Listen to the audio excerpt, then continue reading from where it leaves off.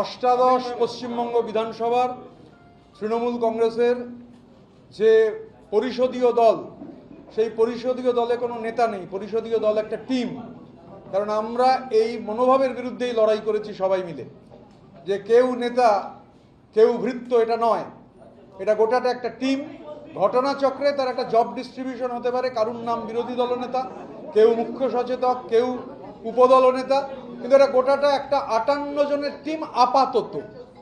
আজকে পর্যন্ত এটা 58 জন তৃণমূল কংগ্রেসের প্রতীকে নির্বাচিত 58 জন বিধায়ক। সেই 58 জন বিধায়কের একটা টিম এই বিধানসভার অষ্টাদশ পশ্চিমবঙ্গ বিধানসভার প্রিন্সিপাল অপোজিশন। আমি বলছি আপাতত এই জন্যে, কেননা আমি আরও দুজন আছেন যারা এই মুহূর্তে এখানে নেই, রাজ্যের বাইরে আছেন। তারা তাদের যে বক্তব্য সেটা জানিয়ে দেবেন।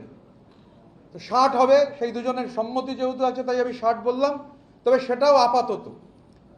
আমি এখানে আমাদের বর্ষিয়ান নেতা, আমাদের সবার অভিভাবক, বহুবারের বিধায়ক শ্রদ্ধেয় শ্রী সমর মুখার্জি এখানে উপস্থিত রয়েছেন। আমাদের সঙ্গে কানাইয়ালাল আগরওয়াল রয়েছেন। আমাদের সঙ্গে রাজ্যের প্রাক্তন মন্ত্রী শ্রী গোলাম রব্বানি রয়েছেন। আমাদের নিয়ামতদা রয়েছেন, নিয়ামত শেখ। আমাদের ইমানি বিশ্বাস রয়েছেন। আমাদের পরিষদীয় দল এই জব ডিস্ট্রিবিউশন যে করেছে, চিফ হুইপ হিসাবে আমরা চিঠিও দিয়েছি। রঘুনাথগঞ্জের জনপ্রিয় বিধায়ক আকরুজ্জামান, তিনি চিফ হুইপের দায়িত্ব পালন করবেন। এবং ডেপুটি লিডার হিসেবে 4 জনকে আমরা ঠিক করেছি, তারা ডেপুটি লিডারের ভূমিকা পালন করবেন। রাজ্যের প্রাক্তন মন্ত্রী, বহুবারের বিধায়ক, বর্ষিয়ান রাজনীতিবিদ শ্রী জাভেদ আহমেদ খান, রাজ্যের প্রাক্তন মন্ত্রী শ্রীমতী সাবিনা ইয়াসমিন, রাজ্যের প্রাক্তন মন্ত্রী শ্রীমতী শিউলি সাহা এবং সন্দীপন সাহা, এরা 4 জন ডেপুটি লিডারের হিসেবে ভূমিকা পালন করবেন। আমরা 58 জন বিধায়ক শুরুতেই বলেছি, আপাতত তাদের সই করা সমর্থন, সেই সমর্থনের চিঠি রাজ্য বিধানসভার মাননীয় অধ্যক্ষকে আজকে দিয়েছিলাম। প্রায় সিংহভাগ বিধায়কই সশরীরে উপস্থিত ছিলেন। শারীরিকভাবে খুব অসুস্থ, যেমন হামিদুল রহমান, আপনারা দেখিয়েছেন সংবাদ মাধ্যমে। হামিদুল্লাহ মিটিং আমাদের হওয়ার পর চলে যান, রথিনদাও মিটিং হওয়ার পর চলে যান। আজকে নবান্ন সভাঘরে সেখানে একটা মিটিং ছিল, মাননীয় মুখ্যমন্ত্রী তিনি এই প্রশাসনিক মিটিং, আমরা আপনাদের মাধ্যমে মাননীয় মুখ্যমন্ত্রীকে এই জন্য ধন্যবাদ জানাই যে তিনি সমস্ত বিরোধীদের ডেকেছিলেন। এবং এই যে 58 জন বিধায়ক আপাতত, যেমন হাওড়া গ্রামীণ জেলায় তৃণমূল কংগ্রেসের প্রতীকে নির্বাচিত হওয়া 9 জন বিধায়কের মধ্যে 8 জন এই মিটিংয়ে উপস্থিত ছিলেন। আমাদের দক্ষিণ 24 পরগনা জেলায় তৃণমূল কংগ্রেসের প্রতীকে নির্বাচিত হওয়া বিধায়কদের মধ্যে 15 জন এই মিটিংয়ে উপস্থিত ছিলেন। আমাদের কলকাতায় সন্দীপন, আমাদের এই 58 জনের মধ্যে সন্দীপন উপস্থিত ছিল। আমরা 15 আর 8 23, 23 আর 1 24, এই 3টে জেলা, কলকাতা, হাওড়া এবং উত্তর 24 পরগনার আমাদের 58 জন যারা আছেন, তার মধ্যে 24 জন আজকে আমরা মিটিংয়ে উপস্থিত ছিলাম। আমাদের বিরোধী বিধায়করা তারা নির্দিষ্টভাবে বক্তব্য রাখবার সুযোগ পেয়েছেন। আমরা এই ধরনের মিটিংকে সাধুবাদ জানাই। রাজ্যের এই অষ্টাদশ বিধানসভার দায়িত্বশীল বিরোধী হিসেবে আমরা যারা এখানে তৃণমূল কংগ্রেসের প্রতিনিধিত্ব করছি, আমরা দায়িত্বশীল বিরোধীর ভূমিকা পালন করব, সদর্থক এবং গঠনমূলক বিরোধীর ভূমিকা পালন করব। সরকার যেটা ভুল করবে, সরকার যেটা ঠিক করবে না, সরকারের চোখে চোখ রেখে সেটা হাউসের ভেতর যে অ্যাম্ফি থিয়েটার, সেই অ্যাম্ফি থিয়েটারে যেমন লড়াই হবে, হাউসের বাইরে বিধানসভার অভ্যন্তরে সেই লড়াই হবে, রাস্তাতে সেই লড়াই হবে। আবার সরকার যদি কোনো সদর্থক ভূমিকা পালন করেন, আমরা সেই সদর্থক ভূমিকার প্রশংসা করতেও পিছপা হব না। কারণ অপোজিশন ফর অপোজিশন সেক, এটা কখনো গণতন্ত্রের রীতি হতে পারে না। আমরা চাই, আমরা আলোচনা করেছি, আমরা নিজেদের মধ্যে আলোচনা করছিলাম যে এই বাংলার যে বিধানসভা, সেই বিধানসভায় আমরা যেমন আজকে ওখানে মিটিংয়ে ছিলাম, আমরা সরকারের যে কথা আমি শুরুতে বললাম, যে সরকারের যে বিভিন্ন নীতি আমরা মনে করি যে নীতিগুলো ঠিক নয়, তার আমরা হাউসের ভেতর হাউসের বাইরে তার যেমন বিরোধিতা করব, আবার যদি কিছু পজিটিভ হয় শুধু বিরোধিতা করার জন্য বলবো না যে এটা পজিটিভ নয়। এবং বিশেষ করে আমরা এই যে একটা গোটা টিম, সেই গোটা টিম আমরা ফাংশন করবার সিদ্ধান্ত গ্রহণ করেছি এবং আমাদের বিধানসভার অধিবেশন যেহেতু 18 তারিখ থেকে হবে, এ মাসের 18 তারিখ থেকে, আমরা তার আগে আমাদের আরও মিটিং হবে, আমরা সেটা আলাপ আলোচনা করব। বিধানসভার অভ্যন্তরে আমি আবারও বলছি যে আপাতত 60 জনের যে তৃণমূল কংগ্রেসের প্রধান বিরোধী দল, সেই প্রধান বিরোধী দলের যে সমস্ত যারা আছেন এই 60 জন সবার কাছেই আমরা কৃতজ্ঞ এবং আজকে থেকে বিরোধী দল হিসেবে আমরা আমাদের পথ চলা শুরু করলাম। সংবাদ মাধ্যমের যারা এখানে উপস্থিত রয়েছেন, সংবাদ মাধ্যমের সাহায্য ছাড়া কখনোই বিরোধী দল ফাংশন করতে পারে না, তাই সংবাদ মাধ্যমের সাহায্য আমরা চাই। আমরা সবাই মিলে একটা টিম হিসেবে কাজ করে গঠনমূলক সদর্থক বিরোধীর ভূমিকা পালন করতে পারবো, এই বিশ্বাস আমাদের রয়েছে। আমরা মাননীয়া মমতা বন্দ্যোপাধ্যায়কে আমাদের প্রধান পরামর্শদাতা হিসেবে থাকবার জন্য অনুরোধ জানাচ্ছি। আমি আবার বলছি, আমি মাননীয়া মমতা বন্দ্যোপাধ্যায়কে আমাদের এই পরিষদীয় দলের প্রধান পরামর্শদাতা হিসেবে থাকবার অনুরোধ জানাচ্ছি। তিনি থাকুন আমাদের পরামর্শদাতা হিসেবে। আমরা নিশ্চিতভাবে তার পরামর্শ পেলে আমরা গঠনমূলক এবং সদর্থক বিরোধীর ভূমিকা ভালোভাবে পালন করতে পারবো, এ নিয়ে কোনো সংশয় নেই। তিনি থাকুন আমাদের পরামর্শদাতা হিসেবে, আমরা তার কাছে অনুরোধ জানাই। এবং আমরা যে কথা শুরুতেই বলেছি যে আমরা এই বিধানসভার অভ্যন্তরে সদর্থক এবং গঠনমূলক বিরোধীর ভূমিকা পালন করব। বিজেপির সঙ্গে চোখে চোখ রেখে আমরা কোনো অবস্থায় কোনো বিলে যখন ভোট হবে, আমাদের যদি মনে হয় আমরা বিলের বিরুদ্ধে ভোট দেবো তো বিলের বিরুদ্ধে ভোট দেবো, ওয়াকআউট করে অন্য কাউকে সুযোগ সুবিধা করে দেবো না। বিজেপি বিরোধিতার প্রশ্নে আমি আবারও বলছি যে হয় বিলকে সমর্থন দেবো বা বিলকে বিরোধিতা করব, কিন্তু এই অবস্থান হবে না যে ওয়াকআউট করে গিয়ে অ্যাবসলিউট নাম্বার কমিয়ে দেবো। এটা এই রাজনীতি আমরা করব না। স্বাভাবিকভাবে সদর্থক এবং গঠনমূলক বিরোধী ভূমিকা আমরা পালন করতে চাই। এবং অনেকে জিজ্ঞাসা করছিলেন যে অভিষেক বন্দ্যোপাধ্যায়ের কি একটা চিঠির কথা। এই অষ্টাদশ পশ্চিমবঙ্গ বিধানসভার সঙ্গে অভিষেক বন্দ্যোপাধ্যায়ের কোনো সম্পর্ক নেই।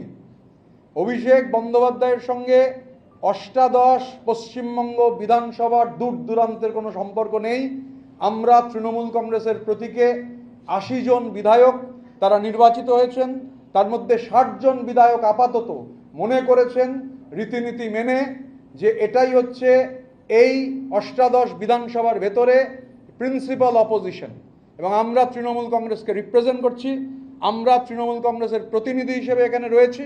এবং আমাদের চিফ হুইপ, রাজ্যের প্রাক্তন মন্ত্রী, একাধিকবারের বিধায়ক শ্রী আকরুজ্জামান যে কথাটা বললেন সেটাই হচ্ছে মূল কথা। আমরা অনুরোধ করব যে মাননীয়া মমতা বন্দ্যোপাধ্যায়কে আমাদের পরামর্শদাতা হিসেবে থেকে আমাদের গাইড করবার জন্য, তার গাইডেন্স নিয়ে আমরা আমাদের বিধানসভা এলাকার মানুষের মতামতকে নিয়ে কিভাবে উন্নয়ন করা যায়, কারণ মানুষ হচ্ছেন সবথেকে বড় প্রায়োরিটি। আমরা নিশ্চিতভাবে আমাদের এই কথাগুলো রাজ্য প্রশাসনের কাছে দাবি জানাবো যে আমাদের বিভিন্ন যে জেলা রয়েছে যেখানে বিরোধী বিধায়করা রয়েছেন, সেই জেলাগুলোতে প্রয়োজনে প্রশাসনের সঙ্গে বিরোধী বিধায়কদের, আমাদের মনে হয়েছে আজকের মিটিং দেখে যেটা অনুরোধ করলে হবে, প্রশাসনের সঙ্গে বিরোধী বিধায়কদের মিটিং প্রয়োজন। এবং আমরা এটা নিশ্চিত করতে পারি আমাদের এই যে 60 জনের ব্লক বিরোধী বিধায়করা যারা আছেন তারা এই ধরনের অ্যাডমিনিস্ট্রেটিভ মিটিংয়ে উপস্থিত থাকবেন, তারা এই ধরনের প্রশাসনিক যে সভাগুলো হবে, কারণ আমরা আমাদের মানুষের কাছে দায়বদ্ধ, আমাদের ইলেকটোরেটের কাছে দায়বদ্ধ তাদের উন্নয়নের প্রশ্নে। দেখুন আমরা আজকে যেটা হয়েছে যে 28,25,000 অ্যাকাউন্টে যে টাকা ঢুকেছে, রাজ্য সরকার যেটা ঢুকিয়েছেন, আমরা তাকে সাধুবাদ জানাই, একটা পজিটিভ পদক্ষেপ। আজকে আমাদের বিধায়করা, বিশেষ করে দক্ষিণ 24 পরগনার সাগরের বিধায়করা, সেখানে যে সমস্যা পিএইচই দপ্তর, সেই দপ্তর নিয়ে বিধায়কদের যে অভিজ্ঞতা, সেই দপ্তর নিয়ে জল নিয়ে যে সমস্যা এবং জল ঢোকাতে গিয়ে রাস্তা কেটে রাস্তা বন্ধ হয়ে যাওয়া, আমরা সরকারকে ধন্যবাদ জানাবো, কারণ এটা আমাদের বিরোধী বিধায়কদের প্রস্তাব ছিল যে এই সমস্যা রয়েছে। মাননীয় মুখ্যমন্ত্রী ওখানে সাগরের জলের যে সমস্যা, 10টা করে সাবমার্শালের কথা আজকেই বলেছেন। এবং এই পিএইচির যে রাস্তাগুলো যে কাটা হয়ে গেছে মাঝখান থেকে, এই যে মাঝখান থেকে রাস্তাগুলো কাটা হয়েছে সেখানেও তিনি মিটিংটা লাইভ হয়েছে, সবাই দেখেছেন যে যারা ঠিকাদারদের যে ডিপোজিট আছে সেই ডিপোজিটের টাকা থেকে অবিলম্বে আমাদের হাওড়া গ্রামীণ জেলার সভাপতি তৃণমূল কংগ্রেসের রাজা সেন বিধায়ক বাগনান তিনি এটা তুলেছিলেন। খুবই একটা ইম্পর্টেন্ট এজেন্ডা। বাগনান মিউনিসিপ্যালিটি ওটা পঞ্চায়েত এলাকা, মিউনিসিপ্যালিটি হওয়ার প্রয়োজন। তো আজকে যে আমরা রিপোর্ট আনসার পেয়েছি সেটা সদর্থক। তো স্বাভাবিকভাবে প্রতিটা বিধানসভা ক্ষেত্র এবং প্রতিটা জেলায় যে জেলাগুলোতে আমাদের এই বিধায়করা রয়েছেন, আমরা সরকারের কাছে অবিলম্বে যত তাড়াতাড়ি সম্ভব এই দাবি জানাবো যাতে প্রশাসনিক মিটিংগুলোতে বিরোধী বিধায়কদের তাদের ইনক্লুড করা হয়, তাদের মতামত নেওয়া হয়। এটা খুব প্রয়োজনীয় এবং জরুরি। দেখুন, আমি যখন ওটা বলেছিলাম আমি ইন্ডিভিজুয়াল ঋতব্রত বন্দ্যোপাধ্যায় হিসেবে বলেছিলাম। ইন্ডিভিজুয়াল ঋতব্রত বন্দ্যোপাধ্যায় যা বলেছিল সেটা ইন্ডিভিজুয়াল ঋতব্রত বন্দ্যোপাধ্যায়ের দায়িত্ব, আমি সেটা থেকে সরছি না। কিন্তু যেহেতু আমরা এখনো মিটিং করিনি, মানে আমাদের পদক্ষেপ কি হবে, আমি টিম ফাংশনিংয়ের বাইরে এক পা বেরোবো না। কালকে মিটিং হওয়ার আগে আমি এই নিয়ে কোনো প্রশ্নের উত্তর দেবো না। ইন্ডিভিজুয়াল ঋতব্রত বন্দ্যোপাধ্যায়ের মতামত এটা গুরুত্বপূর্ণ নয়, গুরুত্বপূর্ণ হচ্ছে কালেকটিভের মতামত। আমাদের মাননীয় চিফ হুইপ শ্রী আখরুজ্জামান এই প্রশ্নের উত্তর দিয়ে দিয়েছে। আমরা একদম ক্লিয়ার করেছি, আমরা মমতা বন্দ্যোপাধ্যায় অনুরোধ করবো আমাদের পরামর্শদাতা হিসেবে থাকার জন্য। আর সংসদীয় যে রীতিনীতি রয়েছে আমরা ইন টোটো তাই ফলো করে আমাদের ক্লেম আজকে করেছিলাম। ক্লেম চেক করবার পর আমাদের ক্লেম গৃহীত হয়েছে। স্বাভাবিকভাবে যে সংসদীয় রীতিনীতির বাইরে আমরা কিচ্ছু করিনি।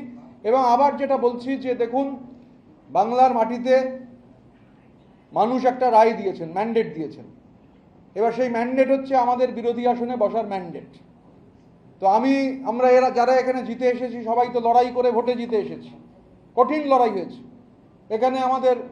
এখানে নেই উদয়নারায়ণপুরের আমাদের এমএলএ সমীর পাঁজা সমস্ত সংবাদ মাধ্যম জানে কিভাবে তাকে কাউন্টিং সেন্টারের বাইরে মারা হয়েছিল। স্বাভাবিকভাবে সে লড়াই থেমে থাকবে না। আমি চোখে দেখতে পাচ্ছি, কিছু করতে পারছি না। আমারও কাউন্টিং ওখানে চলছিল, আমার কাউন্টিং হয়ে গেছিল, কিন্তু সমীর পাঁজাকে ফেলে মারা হচ্ছে, আমি কিছু করতে পারছিলাম না, কেউই কিছু করতে পারছিলাম না, বেরোতেই পারিনি, নড়তেই দিচ্ছিল না কর্ডন করে।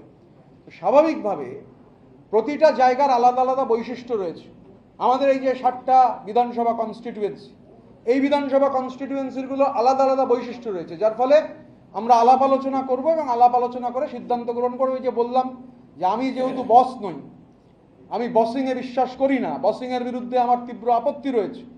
স্বাভাবিকভাবে আমি একা কিছু, আমরা যা হবে কালেকটিভলি সিদ্ধান্ত করব। প্রয়োজনে প্রতি 15 দিনে একবার বসবো, 15 দিনে বসে আগামী 15 দিন কি করব তা ঠিক করব। তারপর 15 দিন হয়ে গেলে গত 15 দিনে কি করেছি তা রিভিউ করে আগামী 15 দিনের কাজ করব, স্টেপ বাই স্টেপ। আমরা অনুরোধ করব মাননীয়া মমতা বন্দ্যোপাধ্যায়কে আমাদের পরামর্শদাতার ভূমিকায় থাকার জন্য। লাউড অ্যান্ড ক্লিয়ার, পরিষ্কার বাংলায় বলেছি। সুতরাং এর যেরকম মানে যে কেউ করে নিতে পারে।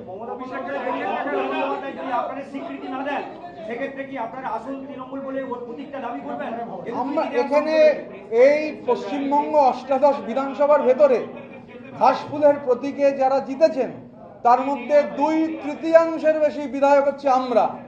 পার্লামেন্টারি নর্মস যা রয়েছে, আমরা তো পার্লামেন্টারি নর্মস অনুযায়ী we are the real principal opposition here. আমি 60 জন, আমি গতকাল বলেছিলাম আমি ঋতব্রত বন্দ্যোপাধ্যায় আর সন্দীপন সাহা ছাড়া কারুর দায় দায়িত্ব নিতে অপারগ। কিন্তু এখন আমরা সবাই 60 জন, আমাদের 60 জনের দায় দায়িত্ব নিতে প্রস্তুত। যে কারণে আমরা এখানে হাউসে স্বাভাবিকভাবে এই 60 জনই হচ্ছে প্রিন্সিপাল অপোজিশন। তো বাকি 20 জনের কোনো দায়িত্ব আমরা এই মুহূর্তে নিতে পারবো।